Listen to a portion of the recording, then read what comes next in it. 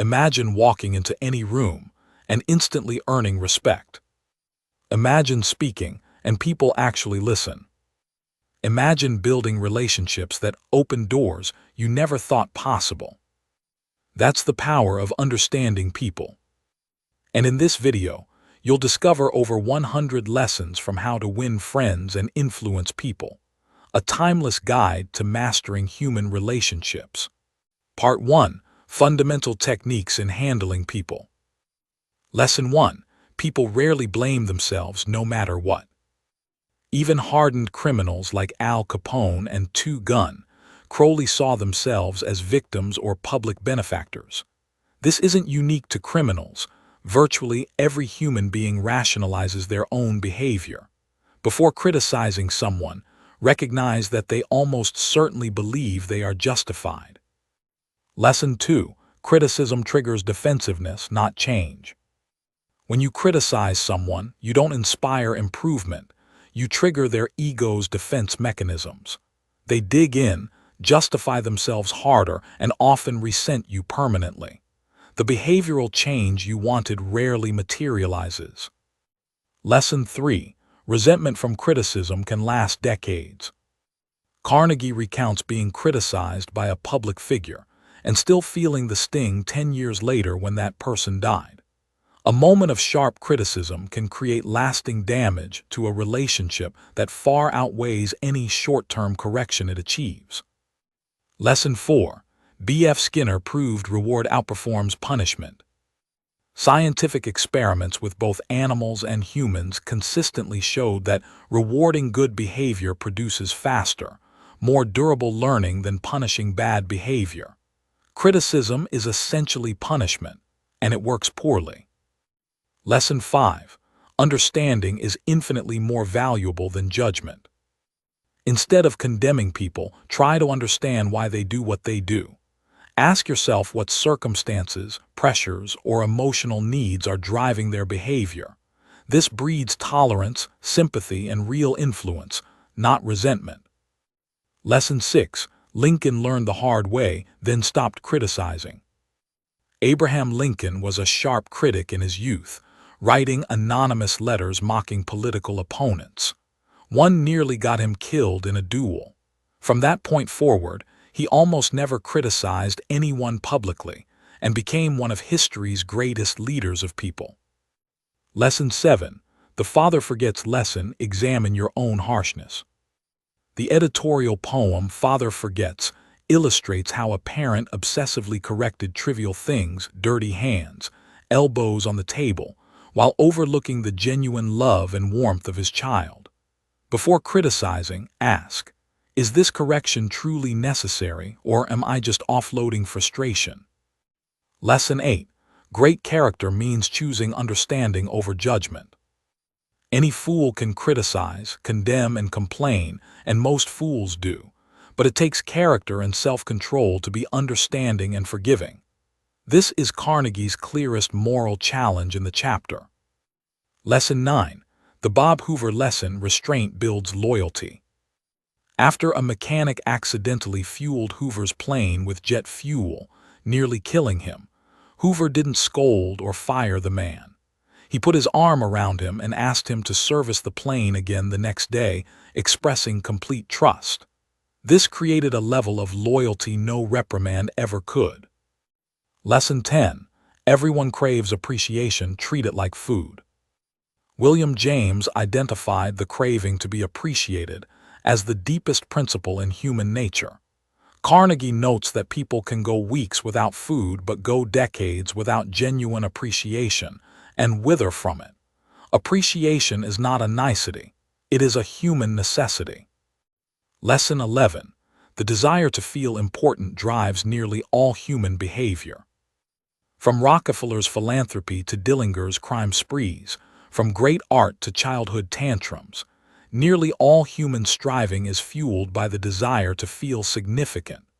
Understanding this unlocks your ability to influence people. Lesson 12. Flattery and genuine appreciation are completely different. Flattery is insincere, selfish, and shallow. It comes from the teeth out. Genuine appreciation comes from actually noticing the real value in someone and expressing it honestly. People can almost always tell the difference, and flattery often backfires. Lesson 13. Charles Schwab's $1 million secret. Andrew Carnegie paid Charles Schwab over $1 million a year largely because of one skill: his ability to arouse enthusiasm through genuine appreciation. Schwab himself said, "I am hearty in my approbation and lavish in my praise." This one habit made him the highest paid executive of his era. Lesson 14. Stop noticing only faults, start noticing contributions. Most managers and parents respond to failure and ignore success. This is backwards. The human mind responds far more powerfully to acknowledgement of what it does right than to correction of what it does wrong. Lesson 15. Appreciation can literally transform a life. The story of Stevie Morris, a blind child whose teacher was the first person to genuinely appreciate his extraordinary hearing, illustrates how a single sincere acknowledgement can redirect an entire life. Stevie Morris became Stevie Wonder. Lesson 16. Leave a trail of gratitude wherever you go. Carnegie encourages a daily practice. Tell the chef their food was excellent. Compliment the tired salesperson who showed you unusual courtesy. Acknowledge the janitor's hard work. Each small act of genuine appreciation plants a seed of goodwill. Lesson 17. Appreciation within marriages and families is often most neglected.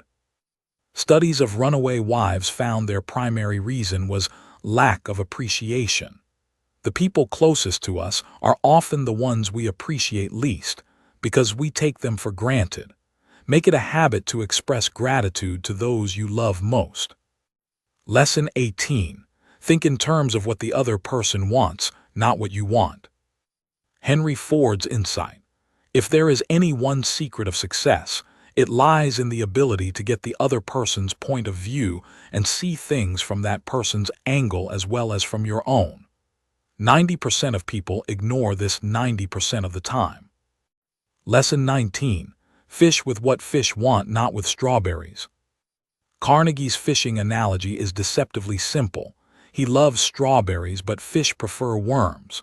When you're trying to influence someone, bait the hook with their desires, not your own. This isn't manipulation, it's basic respect for the other person. Lesson 20. Arouse an eager want, don't push, pull, or threaten.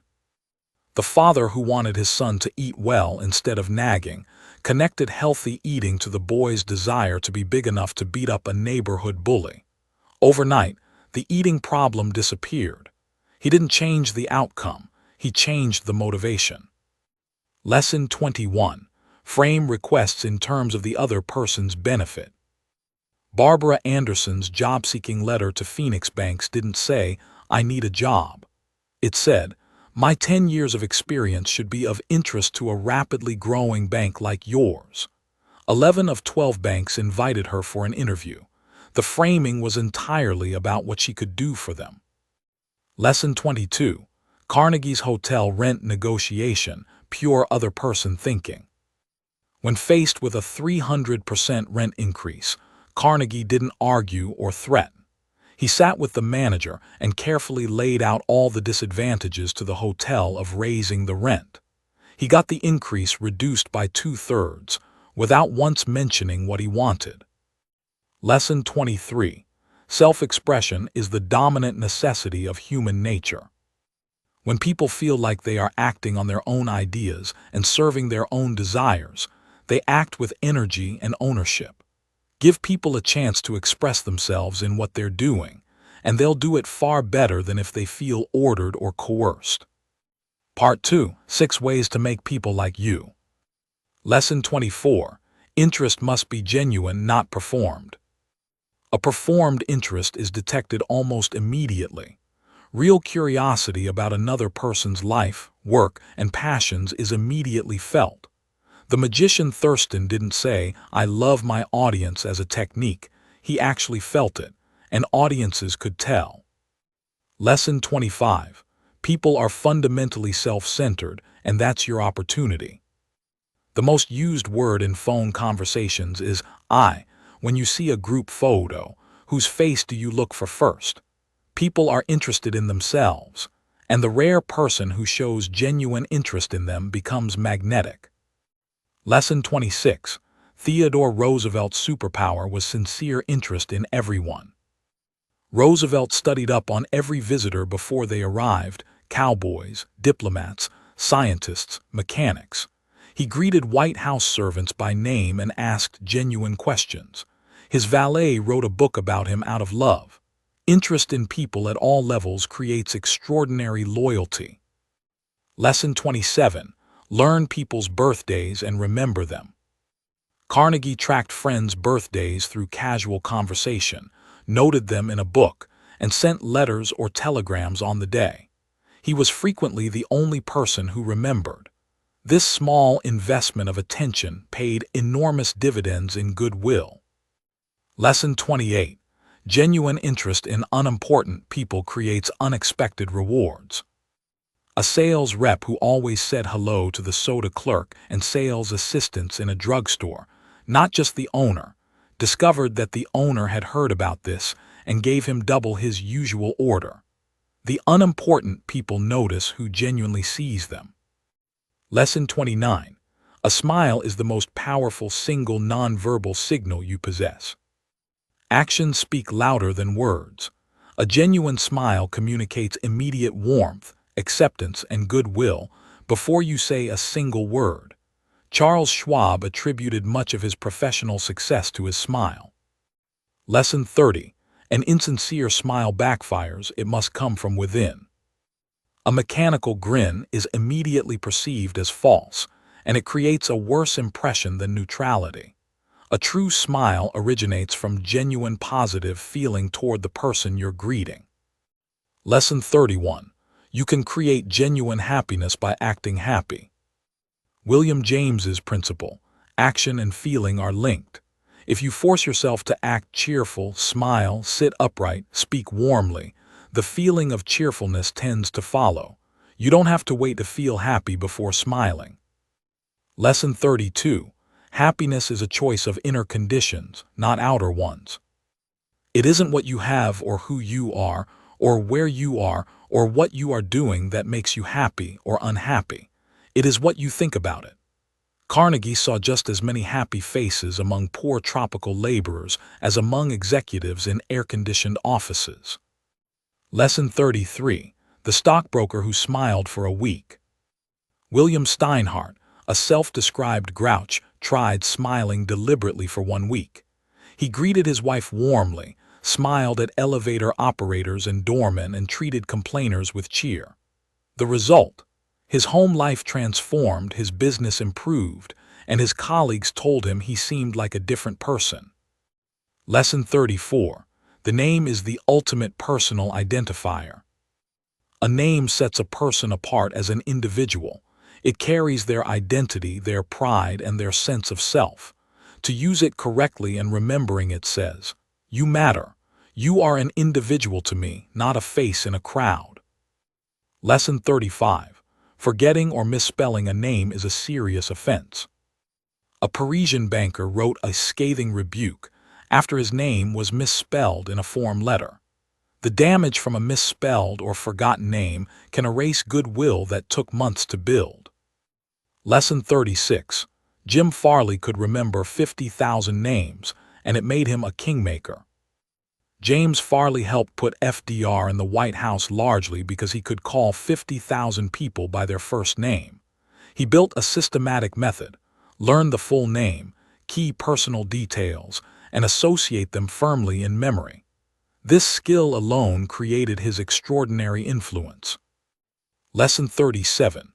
Napoleon III remembered every name he heard by design.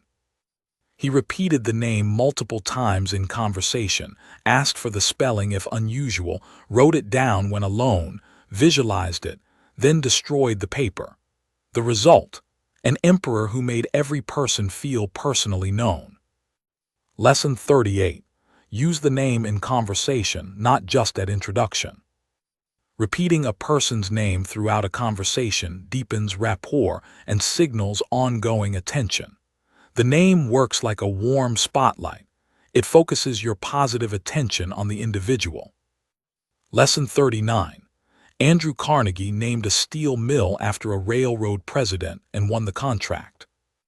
When competing for Pennsylvania Railroad steel business, Carnegie named his new mill Edgar Thomson Steel Works, after the railroad's president. Where else would Thomson buy his rails? The power of a name used strategically is extraordinary. Lesson 40. Most people desperately want to be heard, not advised. When Lincoln was wrestling with the Emancipation Proclamation, he called an old friend to Washington not for advice, but simply to talk. He needed a listener. The friend provided almost no input, and Lincoln felt enormously relieved. This is what most people actually want from conversation. Lesson 41. Listening is more flattering than talking. The botanist who talked to Carnegie for hours about plants called Carnegie a most interesting conversationalist. Even though Carnegie barely spoke, being a great listener makes people think you are brilliant, engaging, and warm. Lesson 42. Chronic talkers who interrupt are bores, and everyone knows it. People who dominate conversations, never let others finish, and redirect every topic back to themselves are universally disliked, even if they're prominent. The ability to genuinely listen is rarer than almost any other good trait. Lesson 43. Listen patiently to angry or difficult people. It dissolves their hostility. A telephone company troubleshooter listened to an irate customer rant for nearly 3 hours across 4 visits, saying yes and expressing sympathy throughout. By the 4th visit, the customer had dropped all complaints and paid his bills in full. He'd simply needed someone to hear him. Lesson 44. Sigmund Freud's listening changed people's lives. Those who met Freud described his listening as unlike anything they'd experienced: complete concentration, mild eyes, unhurried attention. His appreciation of what was said, even when expressed poorly, was extraordinary. This is a model worth studying and emulating. Lesson 45. The listening mother. A teenager told her mother, "I know you love me because whenever I want to talk to you, you stop whatever you're doing and listen to me." This simple act, stopping and fully attending, communicated more love than years of gifts or praise. Lesson 46. Research what interests your person before you meet them. Theodore Roosevelt stayed up late before every visitor arrived, reading about that person's area of expertise and passion. The visitor always felt deeply valued. The preparation took effort. The results were extraordinary loyalty and affection. Lesson 47. Henry Duvernoy talked about hotel greeters and won a 4-year stalemate. After failing for 4 years to sell bread to a hotel manager, Duvernoy discovered the manager's passion was the Hotel Greeters of America organization. He spent an entire visit talking only about the greeters. A few days later, the hotel's steward called with an order. Interest in the person unlocked what 4 years of sales pitching couldn't. Lesson 48. Talk about what interests your audience, not what interests you. The college student who wanted people to play basketball gave a speech about what he wanted. He should have talked about what they would gain: pep, energy, mental clarity, social fun. Reframing from "here's what I want" to "here's what you'll get" changes everything. Lesson 49. Chalif got far more than he asked for by talking about the donor's interests first. Before asking a corporate president to fund a Boy Scout trip to Europe, Chalif spent the first half of the meeting admiring a framed $1 million check on the wall and asking the president to tell the story behind it. The president ended up sending 5 boys, not 1, and financing 7 weeks in Europe, far beyond what was asked. Lesson 50. The law of human conduct: always make the other person feel important. John Dewey identified the desire to be important as the deepest urge in human nature. This is not about flattery. It is about genuinely noticing and acknowledging the real value and significance of each person you encounter. Lesson 51. Use small phrases of courtesy. They are the hallmark of good breeding.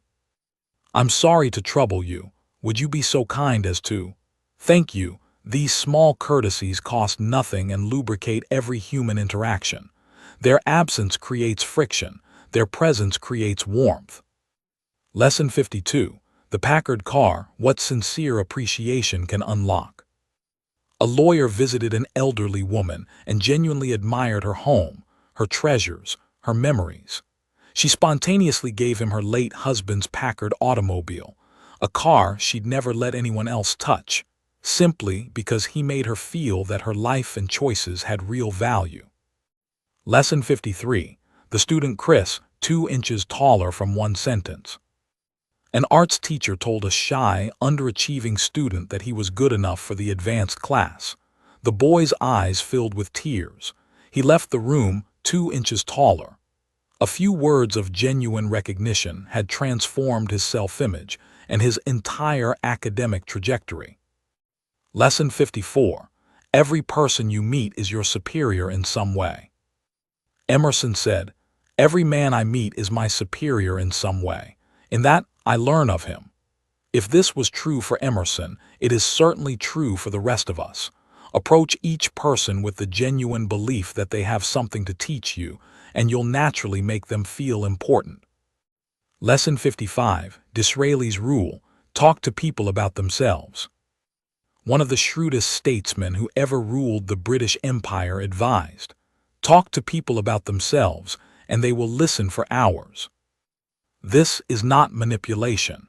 It is recognizing that each person's story is the most interesting story in the world to them. Part 3. How to win people to your way of thinking. Lesson 56. You can't win an argument even when you win. If you lose, you lose.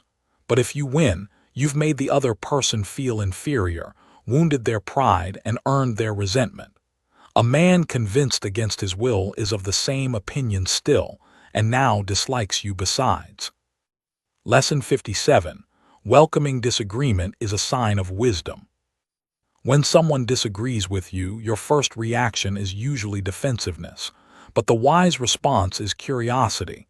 What are they seeing that I'm not? Could this save me from a serious mistake? Disagreement, handled well, is a gift. Lesson 58. Control your temper, it reveals your character. You can measure the size of a person by what makes them angry. Losing your temper in a disagreement doesn't strengthen your argument. It undermines it and reveals emotional immaturity. Lesson 59. Look for areas of agreement, start there. Instead of cataloging all the ways you differ, identify everything you agree on. This creates psychological common ground and opens the other person to hearing your perspective on the areas of genuine difference. Lesson 60. Thank your opponent sincerely. Anyone who takes time to disagree with you is interested in the same things you are. They care enough to engage. Treating them as adversaries who want to help you disarms them and often converts them into allies. Lesson 61. Telling someone they're wrong is an attack on their identity. When you say you're wrong, you're not just challenging a fact, you're attacking their intelligence, judgment, and self-respect. The brain responds to this exactly as it would to physical threat. It defends itself and prepares to counterattack. Lesson 62. Use phrases that open minds rather than close them. I may be wrong, I frequently am. Let's examine the facts. This phrase is pure genius. It disarms the other person, signals intellectual humility, and invites collaborative examination rather than combat. Lesson 63. Benjamin Franklin's transformation from arguer to diplomat. Franklin was told bluntly by an old Quaker friend that his opinionated manner had made him universally disliked, and that no one would try to teach him anything because the effort only led to discomfort. Franklin took this to heart, abandoned direct contradiction, and became one of the most persuasive diplomats in history. Lesson 64. Never begin by announcing you're going to prove something. "I'm going to prove so-and-so to you" is tantamount to saying, "I'm smarter than you." It immediately creates opposition. Instead, present findings gently, propose ideas tentatively, and let the other person arrive at the conclusion themselves. Lesson 65. The Lumber Inspector: Curiosity, Not Confrontation. When a lumber inspector was wrongly rejecting expensive shipments, the salesman didn't argue. He asked friendly questions about why certain pieces were unsatisfactory. Through this collaborative inquiry, the inspector gradually recognized his own error and ultimately accepted the entire carload. Lesson 66. Admit mistakes before anyone has a chance to point them out. When Carnegie was caught walking his dog without a muzzle after a police warning, he immediately launched into a thorough self-condemnation before the officer could say a word. The officer ended up defending Carnegie and letting him off entirely. Self-criticism short-circuits others' criticism. Lesson 67. There is satisfaction and nobility in admitting you were wrong. Admitting error is not weakness, it is strength. It raises you above the defensive majority. Robert E. Lee's willingness to say, "This has been my fault," after Pickett's disastrous charge at Gettysburg is one of history's greatest demonstrations of character. Lesson 68. Admitting your mistakes earns more respect than defending them. Bruce Harvey discovered this when he admitted an error in full salary payment to his boss. Instead of a boss-type explosion, his boss had more respect for him afterward. Honesty about failure creates more trust than error-free performance. Lesson 69. A Chinese father's delayed but emphatic admission. A man estranged from his son for years over his opium addiction finally said, "It is too late for me to admit it quickly, but I can admit it emphatically." He went to his son, asked forgiveness, and was reunited with his son, daughter-in-law, and grandchildren he'd never met. It is never too late for genuine admission. Lesson 70. You cannot force people to agree with you, you can only lead them. If a man's heart is rankling with discord and ill feeling toward you, you can't win him to your way of thinking with all the logic in Christendom. Logic cannot overcome hurt feelings. Friendliness can. Lesson 71. Rockefeller's masterpiece: Turning miners who wanted to hang him into friends. After 2 years of violent labor strikes, Rockefeller visited every striking miner's home, met their families, and then addressed them as friends with warmth and personal care. The miners returned to work without demanding the wage increases they'd been fighting for. Genuine friendliness had dissolved the conflict. Lesson 72. The tenant who praised his landlord and got a rent reduction. O.L. Straub, facing a difficult landlord, began his meeting by praising the apartment house warmly and enthusiastically. The landlord had never been treated this way. He offered a rent reduction without being asked, after which Straub named the amount he could afford, and the landlord accepted without argument. Lesson 73. The sun versus the wind: Gentleness always wins. The classic Aesop fable: the wind could not force the man's coat off. The sun, simply shining warmly, made the man take it off himself. Kindness, warmth, and friendliness change minds more readily than all the force and argument in the world. Lesson 74. A no response is a psychological trap for both parties. When someone says no, their entire organism gathers itself into rejection. Their pride demands consistency. Changing a no to yes costs enormous effort. Getting yes responses from the start sets the mind toward openness and acceptance. Lesson 75. The bank teller who asked the right questions. When a customer refused to provide personal information for a bank account, the teller stopped insisting and instead asked, "Wouldn't you want us to transfer this money to your family if something happened to you?" The customer agreed. Then, "Don't you think we'd need your next of kin's name to do that?" Another, "Yes." By the end, the customer had voluntarily provided all the information and opened a trust account. Lesson 76. Allison's motor solution: build a staircase of yes. When a chief engineer said the motors were too hot, Allison didn't argue. He asked, shouldn't motors meet national electrical manufacturer standards? Yes. Doesn't that allow 72 degrees above room temperature? Yes. And if the room is 75 degrees, wouldn't 147 total degrees scald your hand? Yes. Then shouldn't you keep your hands off the motors? Yes. A $35,000 order followed. Lesson 77. The Socratic Method, the most elegant persuasion tool in history. Socrates asked only questions to which his opponents had to agree.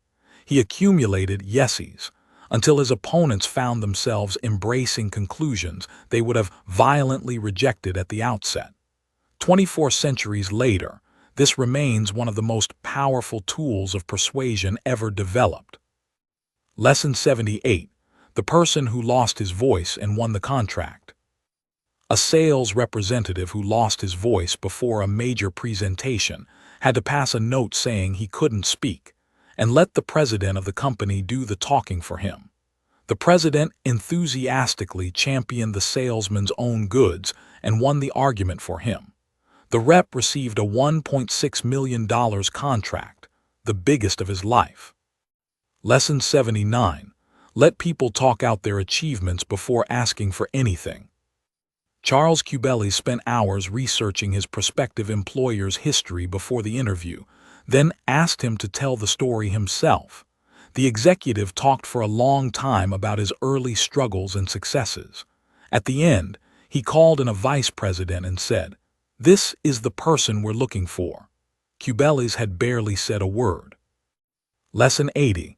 Boasting about your own achievements costs you friends.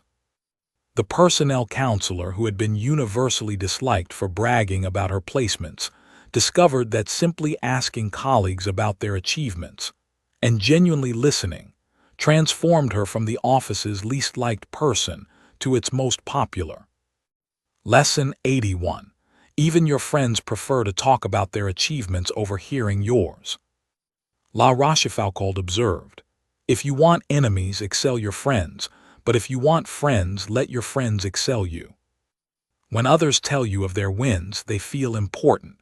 When you tell them of yours, they feel smaller. Lesson 82. Don't ram your opinions down people's throats, plant seeds. Colonel House influenced President Wilson by casually mentioning ideas in conversation, letting Wilson discover them days later as his own. Wilson would present House's ideas enthusiastically as his personal insights. House never corrected him. He wanted results, not credit. Lesson 83. Sketch artist Wesson's breakthrough: ask, don't tell. After 150 failed sales calls on a stylist, Wesson brought unfinished sketches and asked, "Can you tell me how we might finish these in a way that would be useful to you?" The stylist gave his ideas. Wesson had them executed. Every sketch was accepted because the buyer felt they were his designs. Lesson 84. The X-ray manufacturer who asked for feedback and got the order. Instead of pitching the doctor, the manufacturer wrote, "Our machines are not perfect. We want to improve them. Could you look them over and give us your ideas?" The doctor felt like a collaborator, not a customer. He sold himself on the equipment and placed the order. Lesson 85. The camp that let me sell myself. Faced with hundreds of competing brochures, one fishing camp in New Brunswick gave Carnegie a list of past guests to call. Through one phone call to someone he knew, Carnegie sold himself on the camp entirely. The others had been trying to sell me on their service, but one let me sell myself. That organization won. Lesson 86. How would I feel if I were in their position? Ask it constantly. This single question, if asked genuinely before any interaction, saves enormous time, irritation, and damaged relationships. By becoming interested in the cause, you become less likely to judge the effect. Lesson 87. The Park Fire Approach: two completely different results. Carnegie's early approach to boys making fires in the park, ordering and threatening, produced sullen resentment and immediate noncompliance. His later approach, I know you don't mean any harm. Can you help protect these trees? Produced enthusiastic cooperation. Same boys, same situation, different perspective. Lesson 88. Elizabeth's late car payment. Perspective transforms a hostile creditor. When the collections agent called to demand payment, instead of defending or arguing, she said, "I must be your most troublesome customer." The agent immediately softened, told her she wasn't even close to his worst customers, and spontaneously extended her deadline. Lesson 89. Dean Donham's 2 hours of preparation. Harvard Business School's dean said he would rather walk the sidewalk outside someone's office for 2 hours before an interview than walk in without knowing what the person cared about and was likely to say. This level of preparation transforms interactions. Lesson 90. Sympathy is not weakness. It is the most powerful disarmer in human relations. This phrase, used genuinely, will soften the most cantankerous old cuss alive. When you validate someone's feelings before trying to change them, you remove their need to defend those feelings, and they become open to reconsideration. Lesson 91. 3/4 of people are hungering for sympathy. Carnegie's observation. Most people carry burdens they rarely get to express and almost never have acknowledged.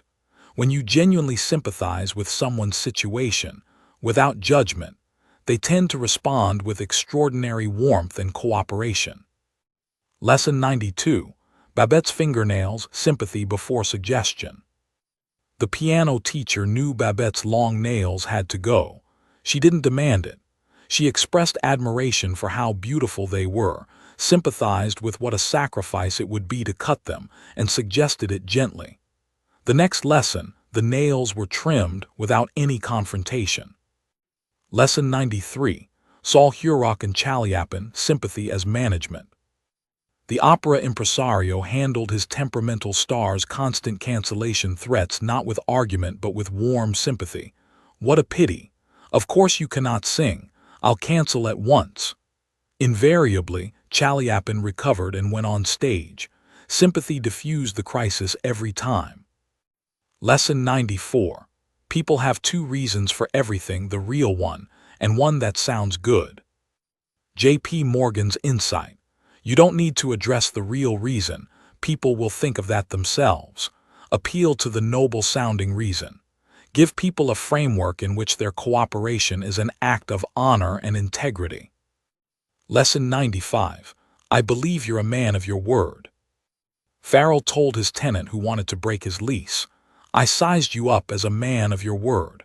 I'm willing to gamble on that." The tenant returned at month's end and paid, because he couldn't bear to disprove the noble identity he'd been given. Lesson 96. Lord Northcliffe appealed to motherly love and got his photo removed. Instead of "I don't like this photo," he wrote, "Please don't publish that photo. My mother doesn't like it." An appeal to the universal respect for mothers was far more powerful than a personal complaint. Lesson 97. James Thomas's uncollectible accounts, all paid. By treating each defaulting customer as honest, fair, and sincere, and putting the account adjustment entirely in their hands, Thomas collected every one of 6 accounts deemed uncollectible. 5 of the 6 gave the company the better end of the adjustment. Lesson 98. Throw pennies on the floor, make the point tangible. Jim Yeamans told a grocer, "You're throwing away pennies," then threw actual pennies on the floor. The physical demonstration captured attention in a way the words alone never could. The grocer replaced all his cash registers. Lesson 99. James Boynton's cold cream jars show don't tell. After a failed first meeting of statistics and arguments, Boynton came back and dumped 32 jars of competing cold cream on the executive's desk, each with a tag of research findings. The executive, who had barely listened to words, was completely absorbed by the physical display. He bought. Lesson 100. Dramatization works in personal life too. The old-fashioned suitor who proposed on his knees wasn't just making a romantic gesture. He was making a physical statement of sincerity that words alone couldn't carry. Drama communicates emotional weight that flat statements simply cannot. Lesson 101. Mary Catherine Wolfe's form letter, getting an appointment. After weeks of being ignored, Wolfe wrote her boss a formal letter with an enclosed, self-addressed form he only had to fill out a time slot. The creativity of the approach got his attention. He filled it out himself and gave her an hour. Lesson 102. Charles Schwab used a chalk mark to explode productivity. When a lagging steel mill's shift saw a number chalked on the floor representing the previous shift's output, each shift began competing to outdo the other. Within days, the mill went from last in production to first, with no orders, threats, or incentives beyond competitive pride. Lesson 103. Is the hero of San Juan Hill a coward? Challenge transforms a life. Theodore Roosevelt was about to withdraw from the New York gubernatorial race until Senator Platt threw down that direct challenge. Roosevelt stayed in the fight, and the rest, as Carnegie notes, is history. Lesson 104. Al Smith's challenge to Lewis laws. Governor Smith didn't order laws to take charge of the notorious Sing Sing prison. He said, "It'll take a big person to go up there and stay." Laws couldn't back down from that framing of his own identity. He went and became the most famous and reforming warden of his era. Lesson 105. The work itself is the greatest motivator, not money. Frederick Herzberg's research across thousands of workers found that the most motivating factor was the work itself, when it was exciting and meaningful. Money and conditions were secondary. Make the work a genuine challenge and people will find their deepest motivation. Part 4. Be a leader, change people without offense or resentment.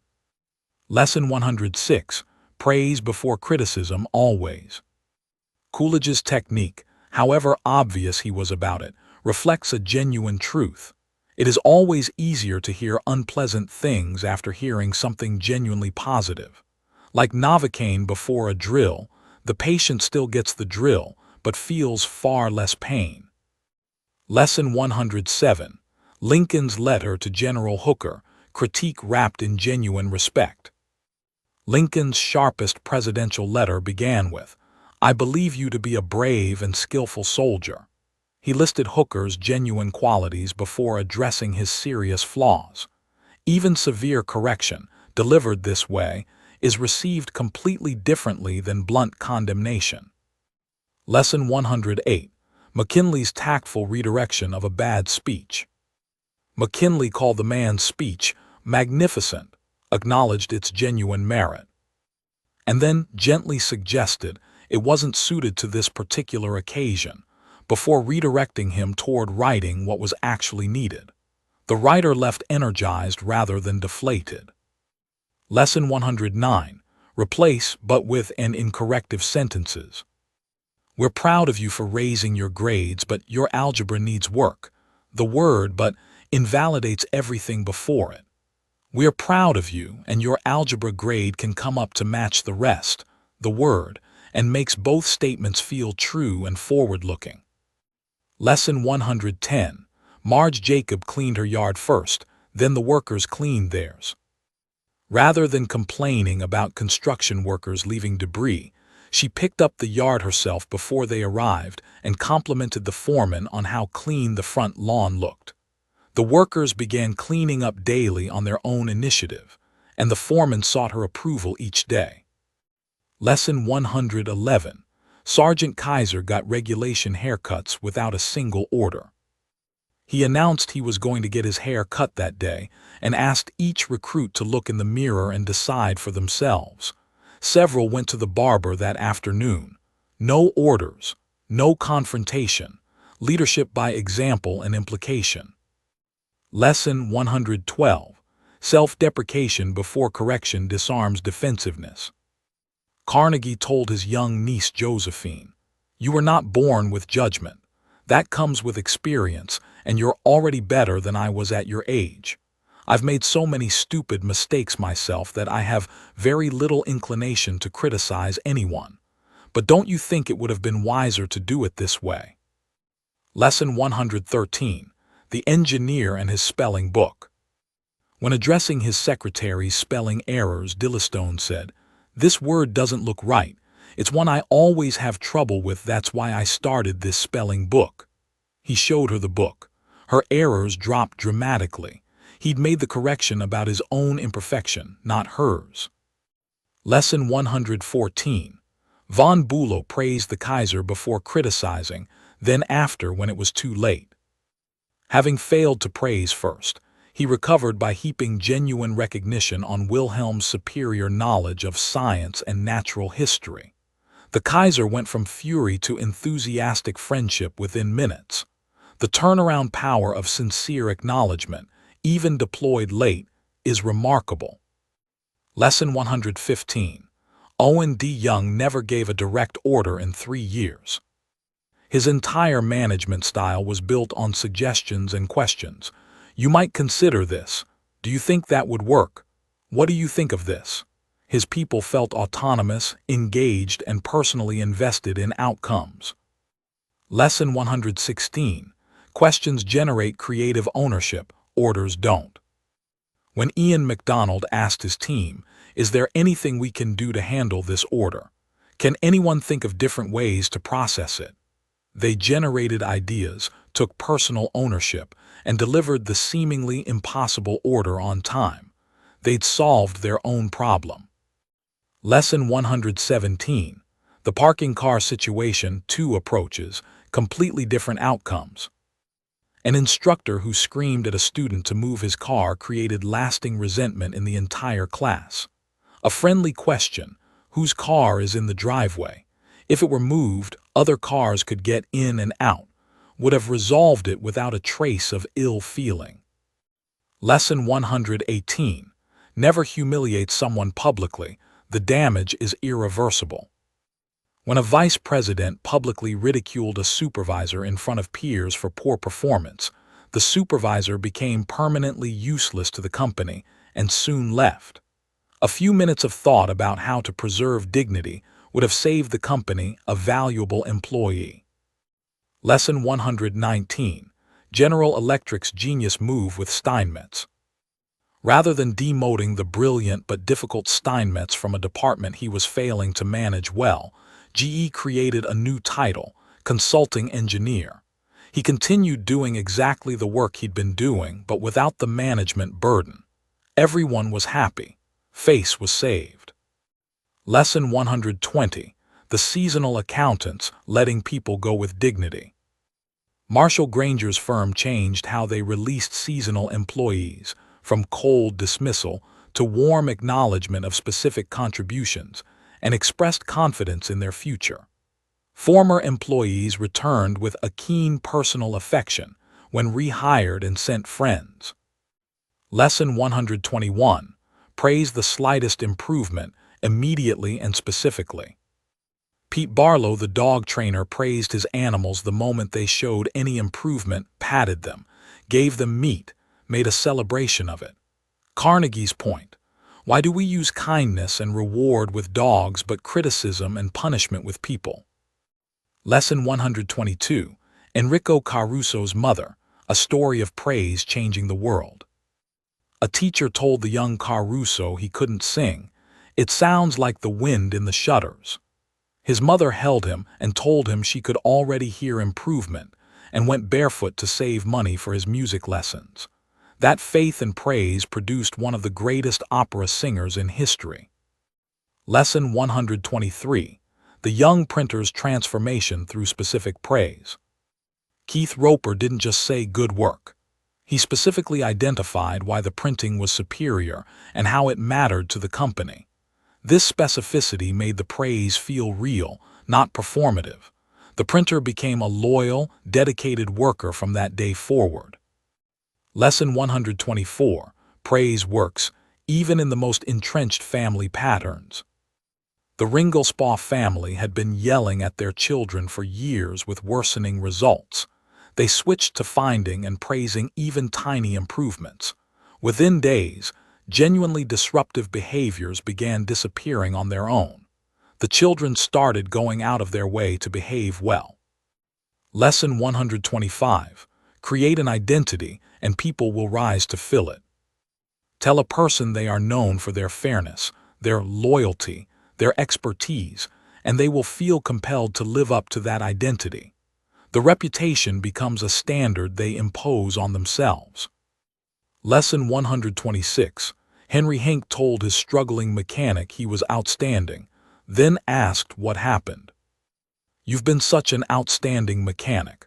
I felt sure you'd want to know I'm not satisfied lately and thought we could figure it out together." The mechanic assured Hink he'd improve, and did. He was given an identity to reclaim. Lesson 127. Marie the dishwasher, transformed by 5 words. Georgette Leblanc told a dull, awkward servant, "Marie, you do not know what treasures are within you." Marie began taking care of herself, blossomed, and 2 months later announced her engagement to the chef's nephew. A small phrase had changed her entire life. Lesson 128. Mrs. Hopkins and Tommy the bad boy. On the first day of school, the 4th grade teacher looked Tommy in the eyes and said, "I understand you are a natural leader. I'm going to depend on you." With that reputation to live up to, the school's most notorious troublemaker became one of her best students. Lesson 129. The first dancing teacher discouraged, the second encouraged. Same student. The first teacher said, "You're all wrong, start over." The student quit. The second said, "Your fundamentals are fine, you have a natural sense of rhythm." The student became a devoted, improving dancer. The subject didn't change, the framing did. Lesson 130. Clarence Jones and his son David, from brain damaged to honor roll. David was labeled brain damaged and years behind his peers. His father used flash cards with celebration of every correct answer, timed improvement with a stopwatch, and made each small victory a family celebration. David discovered learning was fun. He made the honor roll for the rest of his school career and joined the National Honor Society. Lesson 131. Never tell someone they're dumb at something. Tell your child, your spouse, or your employee that he is stupid or dumb at a certain thing, has no gift for it, and is doing it all wrong, and you have destroyed almost every incentive to try to improve. This is one of the most destructive things a leader, parent, or partner can do. Lesson 132. Make the thing seem easy, then watch people do it. When Lowell Thomas told Carnegie that bridge is right up your alley and no trick at all, Carnegie found himself sitting down to play bridge for the first time, because he'd been told he could. Framing a task as accessible, combined with faith in the person's ability, removes the psychological barrier of attempted effort. Lesson 133. People want to feel they are choosing freely, not being sold. No one likes to feel that he or she is being sold something or told to do a thing. The most effective leaders and salespeople create the conditions in which the other person feels they are acting on their own judgment and desires.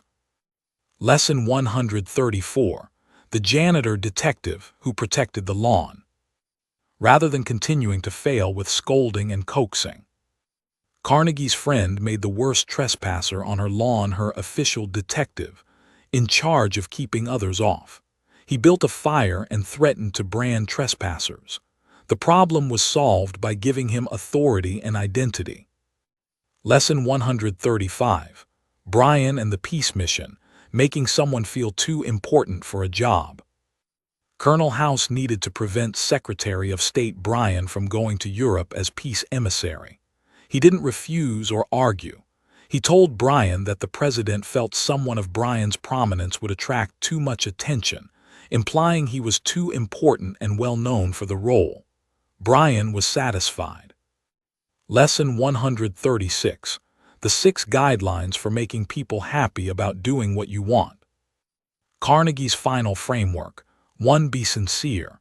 2. Know exactly what you want. 3. Be empathetic. What do they really want? 4. Consider their benefits. 5. Match benefits to their wants.